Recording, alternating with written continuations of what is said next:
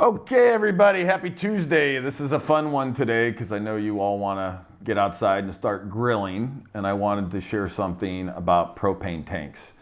Everybody will go to their local store and exchange them. I don't know if you knew that you could just take them and get them filled.